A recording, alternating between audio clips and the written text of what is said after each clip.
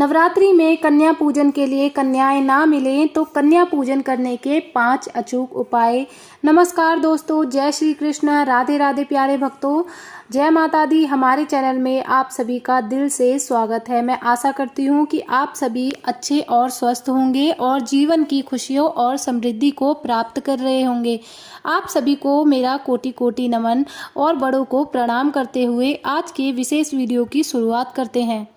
आज हम एक बहुत ही महत्वपूर्ण और जिज्ञासु विषय पर चर्चा करेंगे। कन्या पूजन में अगर कन्या नहीं मिलती है तो क्या करना चाहिए। नवरात्रि के पावन अवसर पर कन्या पूजन एक विशेष महत्व रखता है। कई लोग इसे बहुत श्रद्धा और भक्ति से करते हैं, परंतु कुछ लोगों को ये समस्या होती है कि उन्हें कन्याएं पूजन के लिए नहीं मिलती।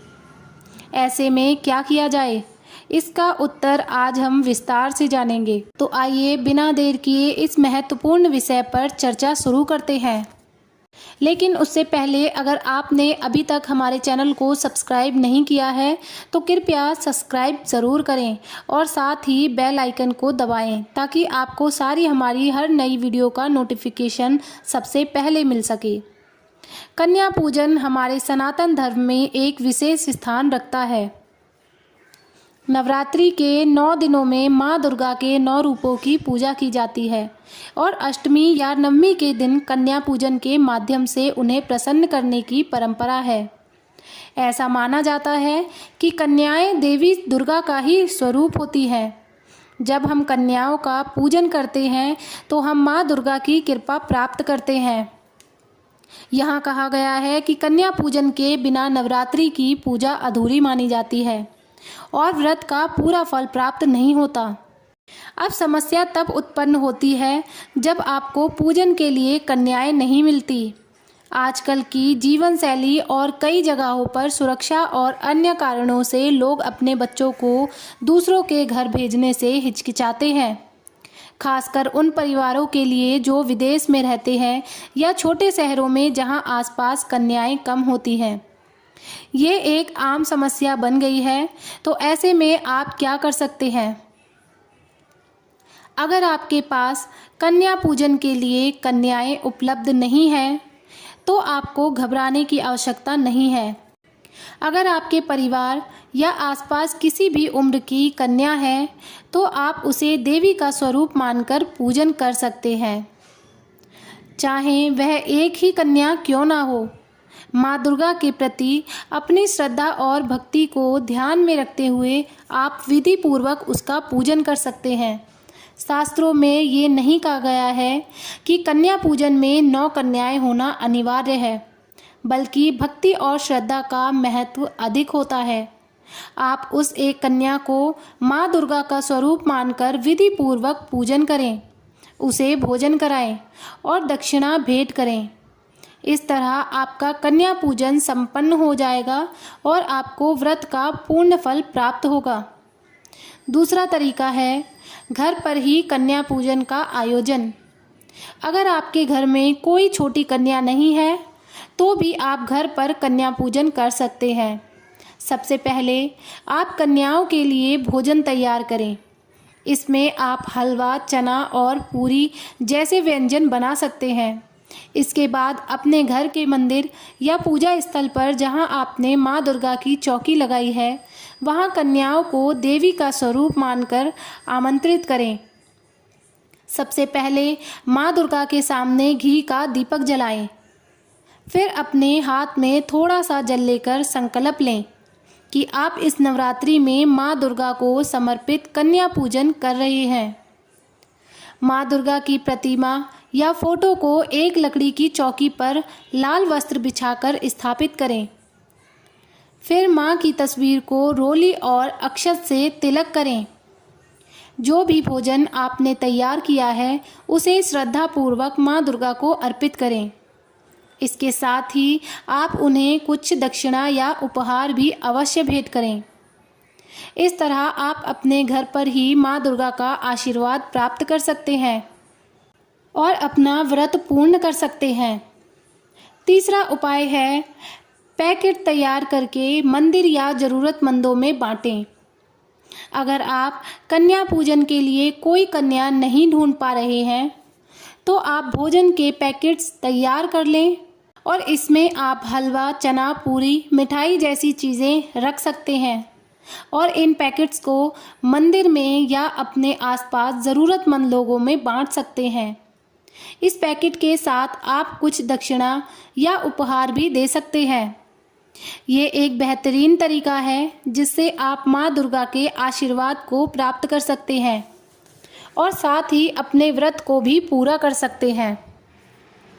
अगर मंदिरों में जाना संभव ना हो तो आप अपने घर के आसपास देसी गाय को भोजन करा सकते हैं। इससे आपका अनुष्ठान पूरा हो जाएगा और मन को शांति मिलेगी। अगर आपको कन्याएं नहीं मिल रही हैं तो आप किसी एक ही कन्या को पूरे 9 दिनों तक बुलाकर सेवा कर सकते हैं। हर दिन उसके चरणों को धोएं, उसे अलग अलग प्रकार का भोजन कराएं और पूरी श्रद्धा से उसकी सेवा करें।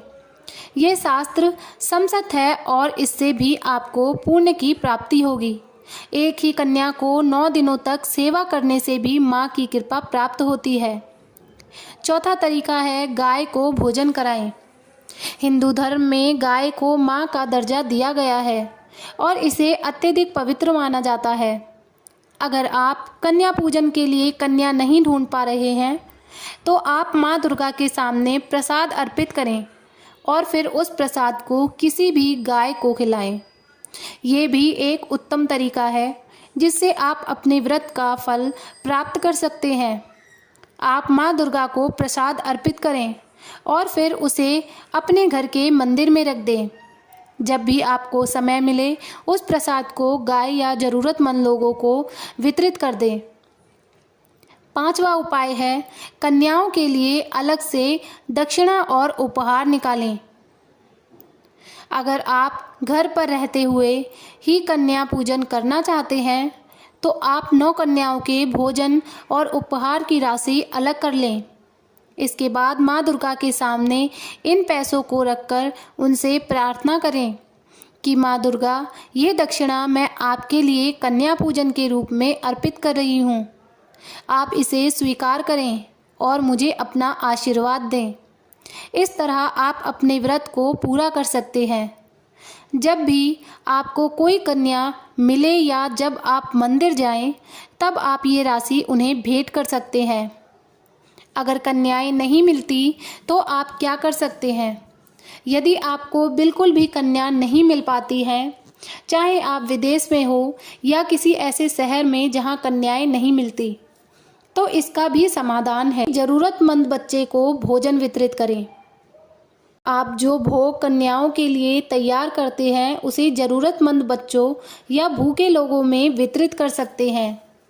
मंदिरों के बाहर अक्सर भूखे बच्चों और लोग होते हैं जिन्हें आप भोजन दे सकते हैं। ये भी एक पवित्र कार्य है और माता रानी इससे प्रसन्न होती है। नंबर 2 है सांकेतिक रूप से कन्याओं की पूजा करें। यदि आपको बिल्कुल भी कन्याएं नहीं मिलती तो आप सांकेतिक रूप से पूजा करें। बाज़ार में लाल रंग की सुंदर थैलियाँ मिलती हैं जिनमें आप हल्दी, मौली और मिठाई रख सकते हैं। इन्हें माता रानी के चरणों में अर्पित करें और फिर ज़रूरतमंदों को वितरित करें। आप हर थैली में 11 या 21 रुपये भी रख सकते हैं जो कि शुभ माना जाता है।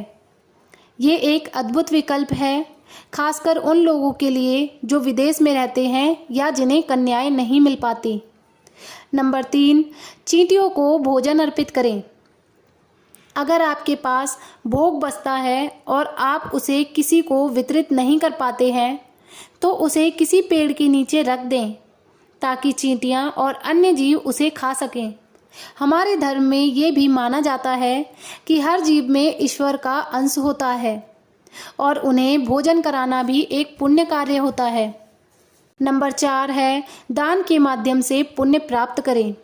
यदि आपको किसी प्रकार से कन्याएं नहीं मिलती और आप उपरोक्ता उपयोगी को अपनाने में भी असमर्थ हैं, तो आप दान कर सकते हैं। माता रानी के नाम पर जो पैसे आप कन्याओं को देने वाले थे, उन्हें किसी मंदिर में दान कर सकते हैं या फिर किसी ज़रूरतमंद को दे सकते हैं।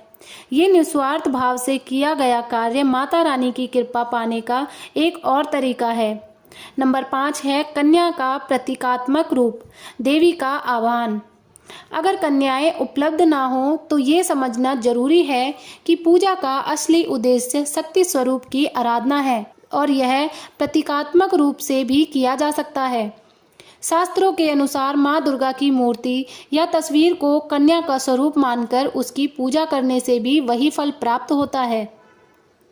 कई भक्त सुपारी, नारियल या अन्य पवित्र वस्तुओं का प्रयोग करते हैं, जिसे कन्या का प्रतीक माना जाता है।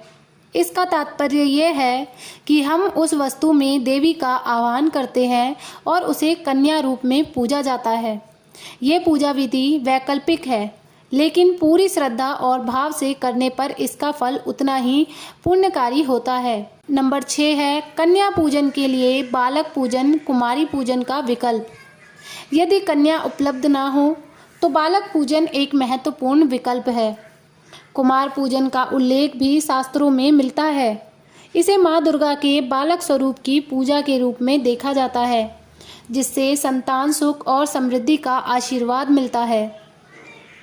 स्कंद पुराण में कुमार पूजन का उल्लेख किया गया है, जहां भगवान कार्तिकेय को कुमार रूप में पूजा जाता है। इसका मतलब है कि आप छोटे लड़कों को कन्या के समान मानकर पूजा कर सकते हैं। ये पूजा भी उतनी ही पुण्यकारी होती है और माता रानी की कृपा प्राप्त करने का एक उत्कृष्ट साधन है। नंबर 7 है ब्रह्मचारिणी कन्याओं की पूजा करना। शास्त्रों में कहा गया है कि यदि नवरात्रि में कन्याएं नहीं मिलती तो आप ब्रह्मचारिणी कन्याओं को, जो अभी बाल अवस्था में हैं, उनकी पूजा कर सकते हैं। ब्रह्मचारिणी कन्याओं का पूजा करना शुद्ध और शुभ माना जाता है, क्योंकि वे सांसारिक विकारों से परे होती हैं। इस प्रकार की पूजा से माँ दुर्गा का विशेष आशीर्वाद प्राप्त होता है। माता की गोद भरने की परंपरा। अष्टमी और नवमी के दिन कई जगहों पर माता की गोद भरने की भी परंपरा होती है। महिलाएं इस दिन माँ को पूजा की सामग्री भेंट करती हैं, जैसे चावल, हल्दी, सिंदूर, बिंदी, काजल और महावर। आप भी इस परंपरा को घर पर रहकर निभा सकती हैं। ये माना जाता है कि इससे घर में सुख समृद्धि बढ़ती है और माँ का आशीर्वाद मिलता है। कई बार लोग ये सोचकर परेशान हो जाते हैं कि उन्हें व्रत और पूजा तो पूरी श्रद्धा से की, लेकिन कन्याएं नहीं मिली, इसलिए उनका व्रत अधूरा रह गया। ऐसा बिल्कुल ना सोचें। माता रानी आपके मन की भावना को समझती है। अगर आप पूरे श्रद्धा और प्रेम से व्रत और पूजा करते हैं तो माता रानी आपकी भावनाओं को अवश्य स्वीकार करती हैं। अगर आपके पास कन्याएं नहीं हैं तो आप मन में माता रानी का स्मरण करें और प्रार्थना करें कि आपके द्वारा किया गया पूजन स्वीकार हो। माता रानी आपसे प्रसन्न होंगी और आपको व्रत का पूर्ण फल प्राप्त होगा। अगर इस वीडियो से आपको कुछ नया जानने को मिला है तो कृपया हमें ज़रूर बताएं। आप चाहें तो वीडियो को लाइक करके भी अपनी प्रतिक्रिया व्यक्त कर सकते हैं। हमारे चैनल को ज़रूर सब्सक्राइब करें ताकि हम आपके लिए और भी महत्वपूर्ण जानकारी ला सकें। हर हर महादेव, राधे राधे।